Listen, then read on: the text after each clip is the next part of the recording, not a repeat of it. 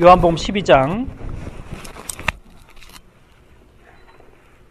9절로 19절까지 말씀입니다. 제가 가지고 있는 성경, 신약성경 167페이지입니다. 요한복음 12장 9절.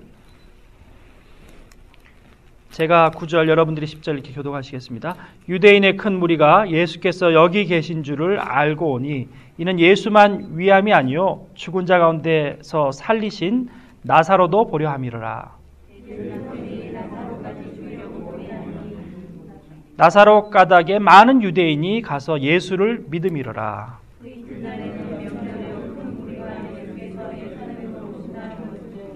종려나무 가지를 가지고 맞으러 나가 외치되 호산나 찬송하리로다. 주의 이름으로 오시는 이 곧 이스라엘의 왕이시여 하더라. 이는 기록된 바 시온 따라 두려워 말라. 보라 너의 왕이 나귀 새끼를 타고 오신다 함과 같더라.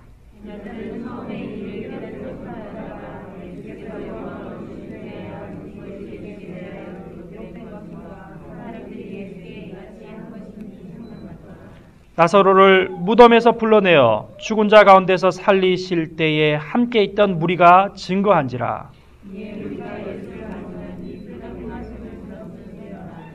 함께 읽겠습니다. 바리새인들이 서로 말하되 볼지어다 너희 하는 일이 쓸데없다. 보라 온 세상이 저를 쫓는도다 하니라. 아멘. 오늘은 사순절의 마지막 주간, 고난주간이 시작되는 날입니다. 그래서 교회력에는 호산나 주일, 오늘 본문에 나오는 것처럼 주여 우리를 구원하소서, 호산나 이스라엘의 왕이여. 호산나란 말이 우리를 구원하소서, 그런 아람어 표현입니다. 그래서 이제 호산나 주일 또는 이제 종려나무 가지를 꺾고 예루살렘에 입성하시는, 나귀 새끼를 타고 입성하신 예수님을 맞았다 해서 종려주일, 그렇게도 우리가 지키고 있습니다. 종려주일, 호산나 주일, 고난주간의 첫 날, 모든 표현이 다 맞는 표현입니다. 이제 세족 목요일, 이번 주 목요일에 예수님은 제자들의 발을 씻기셨고 금요일 오전 9시에서 오후 3시까지 십자가에 달려 돌아가셨습니다. 그래서 온 세계에 있는 그리스도인들이 모두 이 사순절을 지킵니다. 캐톨릭, 동방정교회, 콥틱교회, 에집트교회, 우리 프레스비테리안 처치, 순복음교회, 형제교회, 얼마나 많은 교단과 교파가 있지만 모두가 사도신경을 지키고 이 순환지간을 지킵니다. 그런데 난 순환지간 안 지키겠다. 금요일날 아무 생각 없다. 불타는 금요일이다. 그리스도인이라고 할 수 없죠. 1년에 한 번이라도 이 금요일을 지켜야 됩니다. 그래서 이 금요일 오전 9시에서 오후 3시까지는 전 세계에 있는 대부분의 그리스도인들이 금식합니다. 물 한 모금도 먹지 않고 금식합니다. 오전 9시에서 오후 3시까지 금식한다고 죽는 사람 없습니다. 그래서 죽었다고 뉴스에 방송되는 사람도 아무도 없고, 하지만 임산부와 수유모들은 이제 제외를 시켜줍니다. 그 이유는, 그리고 또 병자는, 그리고 고혈압 당뇨가 있으신 분들, 그리고 시니어들은 제외를 시켜드리십니다. 그 이유는 건강상의 문제 때문입니다. 그런데 내가 건강하고 1년에 한 번 감기 한 번 안 걸리는 사람이 그리스도인을 하면서 그날 불타는 금요일이다. 오늘은 TGI 프라이데이, 뷔페에 가야 되겠다. 만다린이다. 그렇게 된다면 이거는 그리스도인으로서 바른 삶의 모습이 아닐 것입니다. 우리가 율법적으로 지키는 것이 아니라 2000년 교회 전통 가운데 주일을 지키듯이 지켜왔던 사순절이기 때문에 우리가 마지막을 경건하게 지켜야 하는 것입니다. 그리고 금요일 저녁부터 토요일까지는 거룩한 대침묵입니다. 싸우지도 말아야 되고 헛된 말 돌림으로 내가 말 실수를 해도 안 되고, 그래서 전 세계에 있는 그리스도인들이 그 3일 동안은 침묵을 합니다. 대침묵이라고 얘기하죠. 그래서 부부 사이에도 얘기를 안 해요, 잘. 부활의 기쁨을 더 맛보기 위해서 언쟁하거나 다투거나 그 모든 말들이 다 대화에서 오는 것 아닙니까, 그죠? 그래서 그 대침묵이라고 합니다. 그래서 이제 금요일 오후부터 토요일 주일까지는 가능하면 경상도 사투리처럼 밥 먹자, 자자. 간단한 말만, 생활에 꼭 필요한 말만 하시고 침묵을 지키는, 그것이 이제 2000년 교회의 전통입니다. 뭐 안 지키셔도 상관없습니다. 제가 목사이기 때문에 반드시 전해야 되기 때문에 말씀을 드리는 겁니다. 뭐 뷔페 간다고 제가 어떻게 공권력을 행사해서 모시고 올 수는 없는 입장이고, 제가 옛날에 학교 다닐 때 그런 일들이 있었습니다. 사순절에 우리 장로신학대학교 교수님이 갑자기 외국에서 외국의 유명한 신학자들이 오신 거예요. 그래서 아시다시피 장로신학대학이 워커힐 앞에 있습니다. 그런데 이제 워커힐 뷔페잖아요, 여러분. 하필이면 그 외국에서 오신 교수님들이, 학자들이 심포지엄을 금요일 날 하셔서 딱 한 분의 교수님께서 십자가를 지고 뷔페에 같이 가셨어요. 근데 뷔페 가서 드시진 않았습니다. 목사님이시니까요. 그런데 그것 때문에 학교가 난리가 났어요.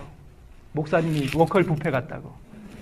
제가 먹지는 않았습니다. 어쩔 수 없이 제가 그 귀빈들을 모시고 갈 수밖에 없었던 입장이라서 그렇게 됐습니다. 사과합니다. 그런 적이 있었습니다.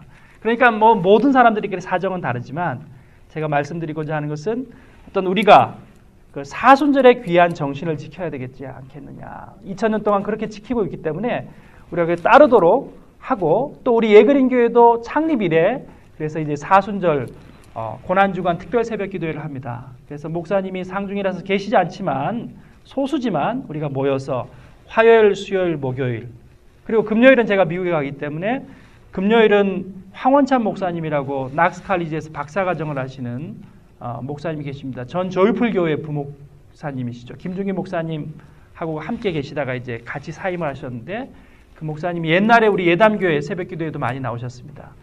담임 목사님의 허락을 받아서 그분이 이제 성금요일 예배는 주관해 주실 것입니다. 그리고 목사님이 토요일 날 다시 돌아오셔서 부활주일은 함께 예배할 수 있을 거라고 생각을 합니다. 미리 광고 말씀을 그렇게 드리겠습니다. 자, 오늘 본문을 함께 보시겠습니다. 오늘 본문은 바로 이 종려주일 예루살렘 성에 입성하셨던 예수님의 모습을 말씀하고 있습니다.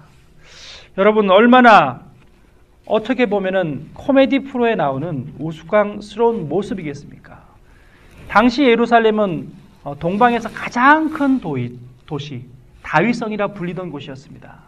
지금으로 말하면 뉴욕이에요, 뉴욕. 토론토라고 하면 이제 다운타운, 토론토 다운타운입니다. 서울이라면 어디겠습니까? 테헤란로 이렇게 되겠죠.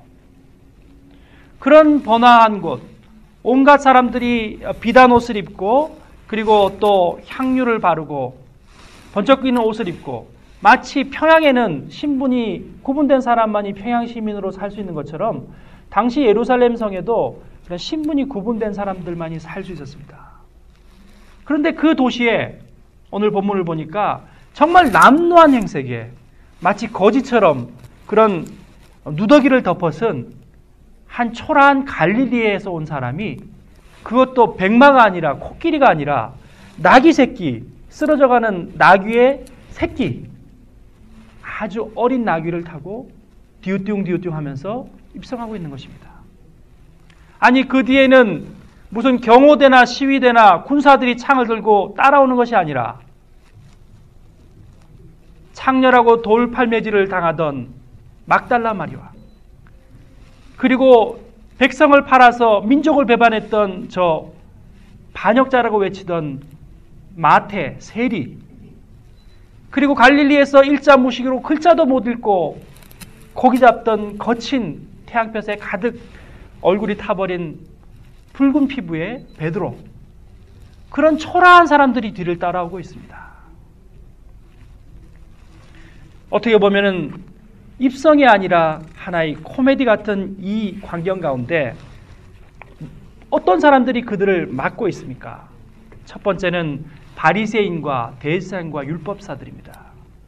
그래, 한번 우리 구약의 전통을 무시하고 우리 바리새적 신앙을 무시하고 저렇게 외쳐대는 저자가 오면은 반드시 종교법으로 그를 올가미 씌워서 죽여버리자 하고 이미 모의했던 대제사장과 바리새인과 서기관과 율법사들이 서슬퍼런 눈으로 그가 오기만, 그를 죽이기만 바라보며 그를 쳐다보고 있습니다. 아니, 우리가 다스리고 있는 이 로마라는 나라에 소요를 일으켜 감히 네가 가이사 시저를 대신해서 왕이 되려 해? 당장 로마의 법에 그리고 소요법에 의해서 그를 처단하자고 두 눈을 부릅뜬 로마의 병정들이, 유대 헤롯 왕의 병정들이 그를 쳐다보고 있습니다. 그런데 왜 죽이지 못했습니까? 단 한 가지, 사람들 때문이었습니다. 왜냐하면 그 전에 바로 인류 역사상 있을 수 없는 일들이 일어났습니다. 죽은 지 나흘이나 되었던 나사로를 살리셨기 때문입니다. 예수님께서 죽은 자를 인류 역사상 최초로 다시 살리시는 놀라운 역사를 일으키셨습니다. 우리가 아는 것처럼 이것은 예수 그리스도의 사흘 만에 부활하실 부활의 예표요. 이것을 믿는 모든 성도들은, 부활을 믿는 자들은 다시 살고 영생하고 우리에게 천국이 있다는 것을 보여주기 위한 죄와 사망 권세를 이기신 승리의 예수 그리스도의 놀라운 구원의 예표적 사건이었습니다. 그 나사로가 뒤를 따르고 있는 거예요. 죽었던 것을 모두가 아는데 그 나사로가 나흘 만에 그 온몸을 칭칭 담고 있던 썩은 붕대를 걸머지고 무덤에서 걸어 나온 나사로가 그의 뒤를 따라오고 있는 것입니다. 그 놀라운 이적 앞에 로마 병정들도 바리새인도 어떻게 할 수가 없는 거예요. 군중들이 무서워서. 여러분, 구름처럼 사람들이 몰려들고 있습니다. 9절 말씀을 보니 유대인의 큰 무리가 예수께서 여기 계신 줄을 알고 오니 이는 예수만 위함이 아니로 죽은 자 가운데서 살리신 나사로를 보려 함이라. 그래, 죽었다가 살아난 사람이 대체 누구야? 그를 쳐다보고 있습니다.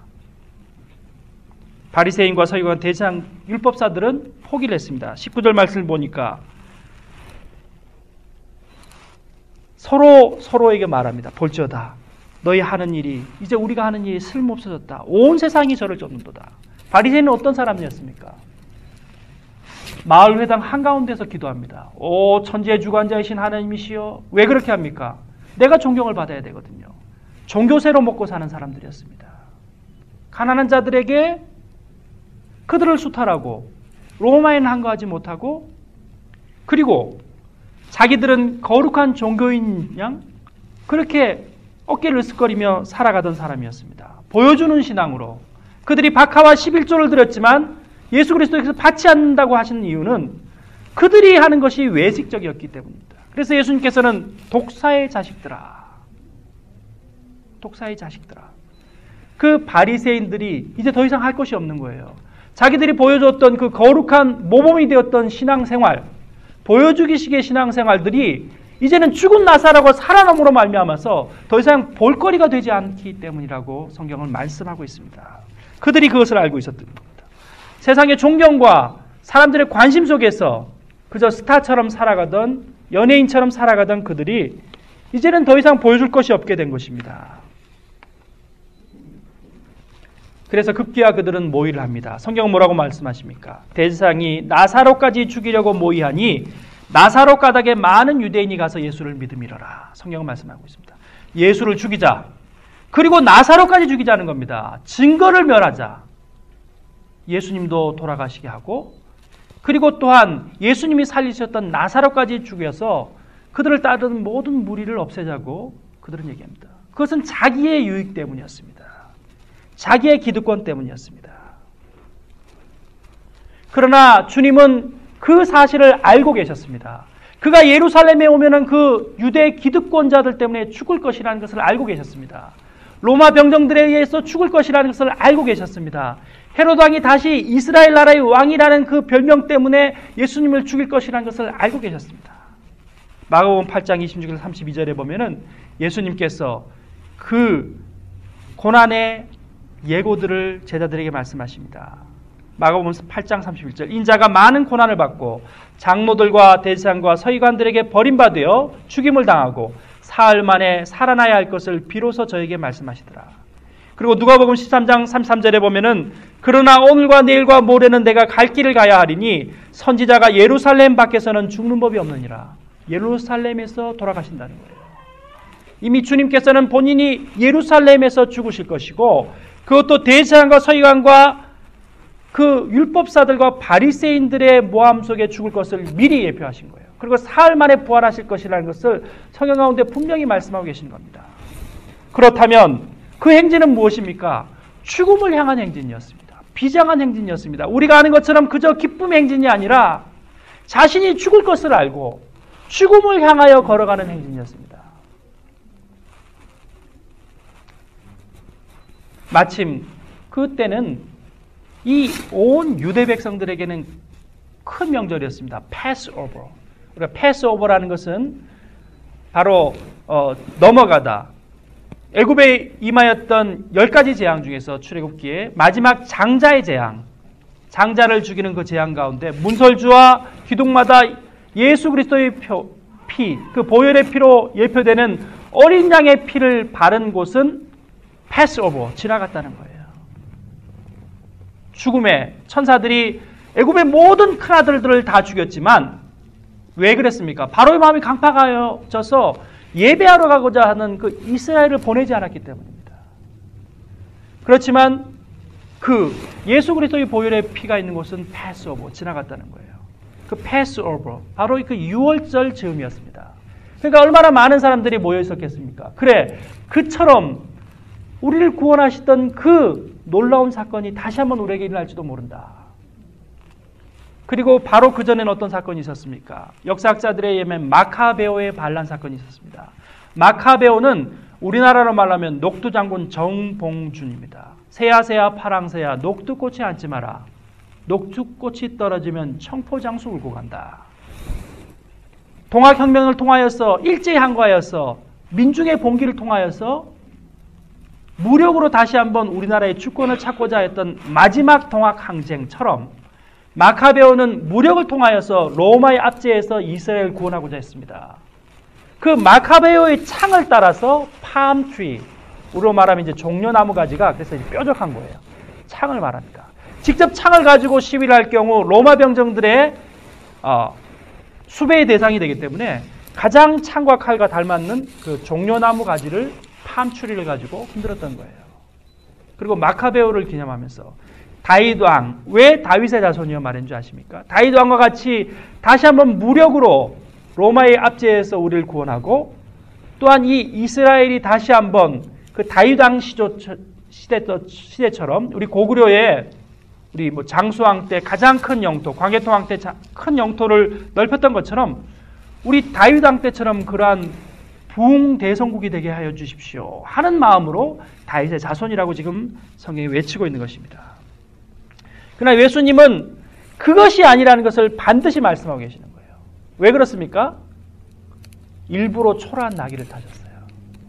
그것은 스가랴의 대예언을 이루고자 하심에도 분명하지만 칼과 창을 꺾으시고 예수님은 평화의 왕으로 오셨다는 거예요.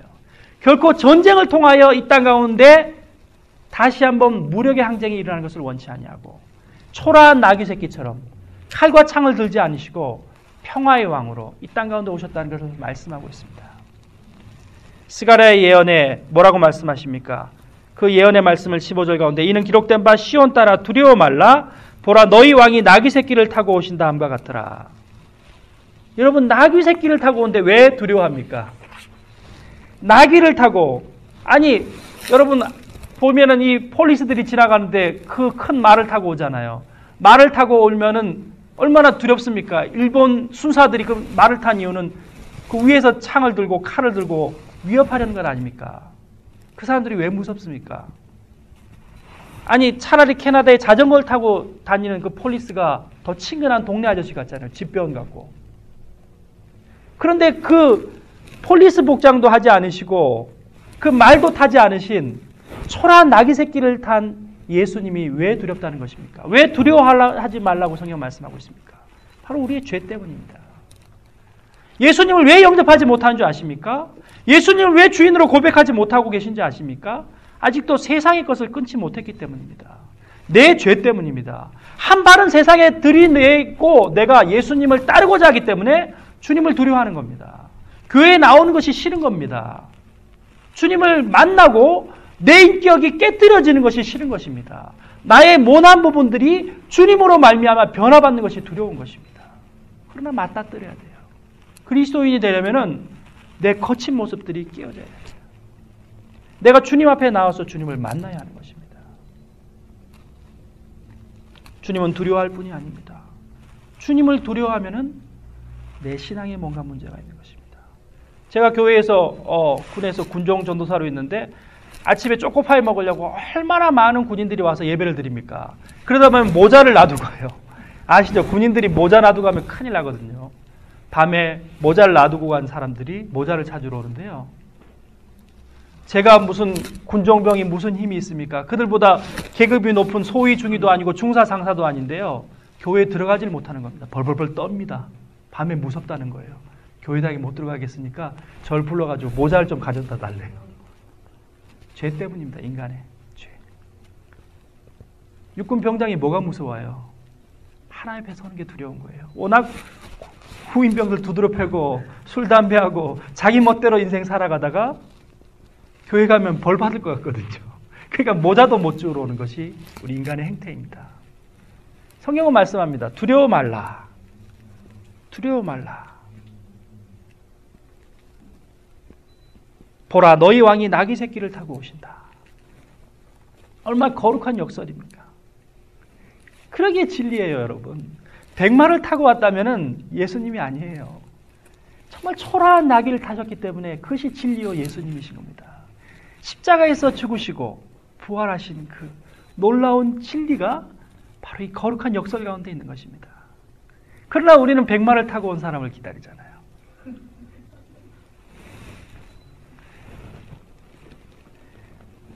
요한복음 12장 24절에 이 거룩한 진리를 이렇게 말씀하고 계십니다. 진실로 진실로 내게 이르노니 한 알의 밀이 땅에 떨어져 죽지 아니하면 한 알 그대로 있고 죽으면 많은 열매를 맺느니라.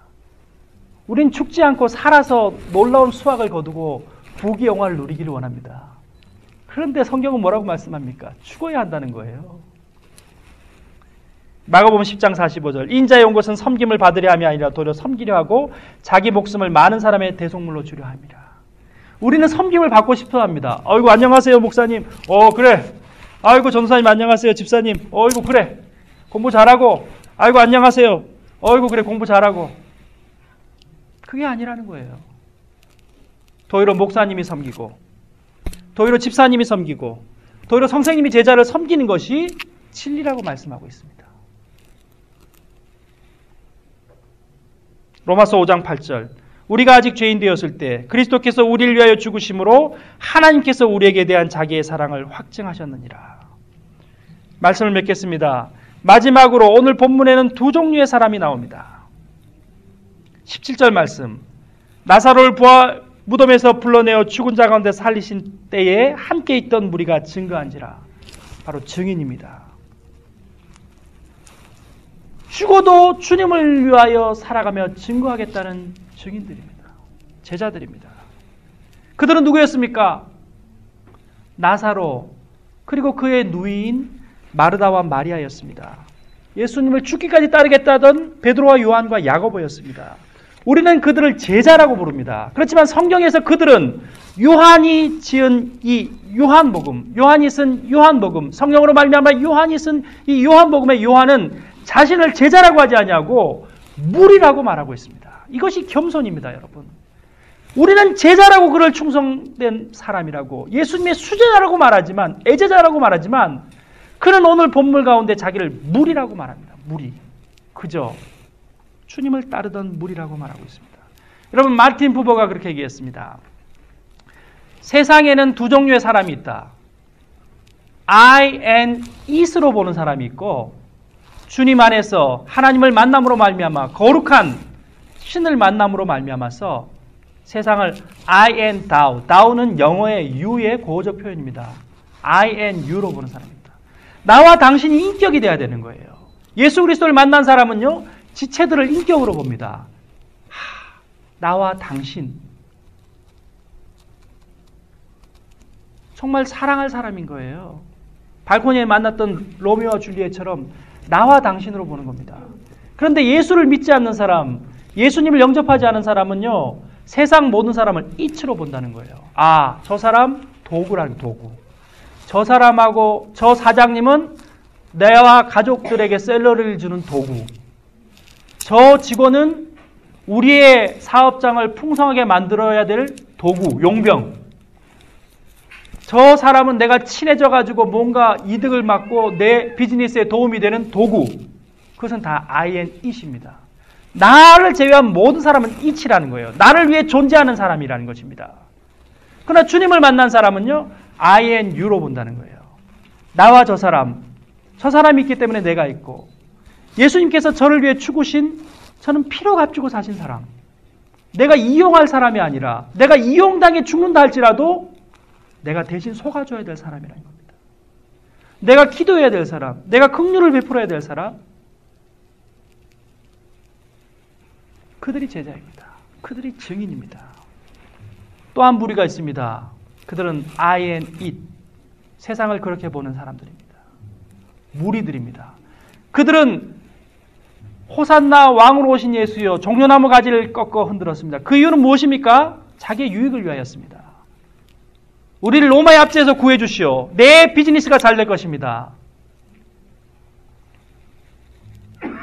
우리를 다시 한번 병 가운데 고쳐주시오. 그래야 당신을 믿겠나이다. 그들은 단 5일 만에 성남폭도로 변하였습니다. 예수를 못 박으라, 바라바를 놓아주라, 예수님을 배반한 사람이 되었습니다. 우리는 제자입니까? 무리입니까? 신학자 안병무 교수에 의하면 갈릴레아 예수에서 그는 이렇게 말합니다. 당시 예루살렘 유대인과 갈릴리 유대인은 엄연한 차이가 있었다. 여러분, 우리가 아는 것처럼 갈릴리 유대인들은 어떠한 사람들입니까? 그들이 말하는 안식일을 지키고 싶어도 지키지 못하는 사람이었어요. 왜요? 그날 벌어 그날 먹고 살아야 되기 때문에. 주일날 예배에 나오고 싶어도 예배에 나오지 못하는 사람이었습니까? 왜요? 그날 자기가 안식일을 지킴으로 말미암으면 다 가족들이 죽기 때문입니다. 그래서 그들은 배운 것이 없었고, 그들은 영원히 조상대대로 또 자녀손까지 종살이만 할 수밖에 없었던 그 갈릴레아에 사는 사람이었습니다. 그러나 또 한 부류의 사람들은 누구였습니까? 예루살렘의 유대인이었습니다. 그들은 이미 기득권자였습니다. 바리새인과 서기관이었습니다. 유대 왕족이었습니다. 신하들이었습니다. 그들은 이미 누릴 것을 누리고 자손들에게까지 그 부의 유산들을 물려주고자 하는 사람이었습니다. 그들은 로마의 압자에 있을지언정 자기가 가진 기득권을 유지하기 때문에 로마와 타협하는 사람들이었습니다. 그러나 그 예루살렘 유대인들은 뭐라고 말합니까? 안식일을 거룩히 지켜라. 안식일에 소가 구덩이에 빠질지라도 안식일을 지켜야 하기 때문에 꺼내면 안 된다. 주님께서 뭐라고 말씀하셨습니까? 안식일은 사람을 위하여 있는 것이니라. 여러분, 우리는 어떠한 삶을 살아가고 있습니까? 병고침을 위하여서, 내 삶의 성공을 위하여서, 내 자녀들이 부자가 되고 잘 사는 것이 목적이라서 교회에 나온다면 우리는 그때 그 무리들입니다. 경상도에서는 그때 그 무리들을 거머리들이라고 합니다. 그때 거머리들이 예수님 못 박았네. 여러분, 거머리가 되고 싶습니까? 제자가 되고 싶습니까? 지금은 돌아가셨지만 서울의 한신교회 이중표 목사님 별세신학, 그분이 저희들에게 해주신 그 말씀이 잊혀지지 않습니다. 신학교에 강사로 오셨는데요. 원래는 서울의 한신교회를 목회하기 전에 조그만 시골교회에 담임 목회를 하고 계셨답니다. 그 시골에서 목회를 하는데 여기 계신 이제 어르신들은 다 아실 거예요. 저도 저희 동기들 중에 그런 친구들도 있었으니까요. 이렇게 그때는 헌혈차들이 많이 다녔어요. 근데 헌혈차가 돈을 주고 매혈을 했었습니다. 매혈. 그런데 그 시골 마을에 한 여고생이 있었다는 거예요. 그런데 바로 이 고난주간 사순절 마지막 날, 부활절 전날 자기를 찾아왔다. 토요일 날 오후에 목사님 사택을. 너 왜 왔냐? 봉투를 내밀더라는 거예요. 돈입니다. 집에 놔두려니까 불안해가지고 너무 큰 돈이라서 미리 헌금하려고 가지고 왔습니다. 불우한 가정에서 공부하고 있는 여고생이라서 목사님 갑자기 의심이 들더라는 거예요. 너 이 돈 어디서 났냐? 그 아이가 한참 침묵을 하더니 이렇게 대답했답니다. 시내 도립병원에 가서 피를 팔았습니다. 예수님이 나를 위해 피 흘려 죽으셨는데 나도 피를 흘려 주님께 이렇게 바치고 싶었습니다. 그 말을 듣는 순간 목사님은 뜨거운 눈물이 났다고 합니다. 비오듯 쏟아지는 눈물로 그 어린 딸의 머리에 손을 얹고 이렇게 기도했다고 합니다. 오갑을 깨뜨린 마리아, 하나님의 은혜가 내게 있을지어다. 그는 성전에 가서 무릎을 꿇고 기도하지 않을 수 없었다고 합니다. 신앙의 딸은 그 뜨거운 십자가의 영성으로 목사님의 영까지 깨웠다고 고백하고 있습니다. 여러분, 이 사순절 고난의 기간 우리는 주님 앞에 무엇을 드리려 하고 있습니까? 이제껏 우리는 너무나 받으려고 교회에 나왔습니다. 우리는 무엇을 드리려 합니까? 미국의 유명한 장로교 설교가 로이드 오길비는 신학교 교수님이요 멘토였던 스코틀랜드 신학자 토마스 토렌스를 찾아갔습니다. 교수님, 제가 목회를 하다 보니까 너무나 어렵습니다. 왜 이렇게 됐는지 알지 못하겠습니다. 그 해답을 나도 줄 수 없겠네. 이렇게 두서없는 대화를 나누고 작별 인사를 하는 오길비 목사에게 신학교 교수님이었던 토렌스 교수는 이제 얼마 남지 않은 자기의 여생, 병색이 완연한 모습을 가지고 마지막 일생 최후의 유언을 제자에게 남기며 이렇게 단호히 말했답니다. 로이드, never tiptoe around the Calvary. 로이드 목사, 제발 갈보리 근처를 팁토, 정말 살며시 발끝으로 걸어가지 말게. 왜 평생 갈보리 근처를 배회하고 있나? 은혜를 받지 못해서인가? 왜 뜨거운 눈물로 주님의 십자가를 끌어안지 못하는가? 여러분, 그렇습니다. 왜 우리가 주님의 갈보리 십자가를 끌어안지 못하고 있습니까? 평생 갈보리 근처에 살금살금 그저 배회하고만 계시렵니까? 언제 한번 우리 인생 가운데 주님의 십자가를 끌어안고 주님 앞에 나아가시렵니까? 주님은 우리를 찾고 계십니다. 기도하겠습니다. 아버지 하나님, 감사합니다. 고난주간이 시작되는 이 거룩한 종료주일, 주님의 전에 우리를 부르셔서 주님의 첫사랑을 회복하고 이전 우리가 주님을 위하여 무엇을 받을까 얻을까 했던 신앙에서 주여, 이 고난의 주간 우리의 인생을 어떻게 주님을 위하여 드릴고 고민하는 인생들로 살아가겠으니 감사합니다.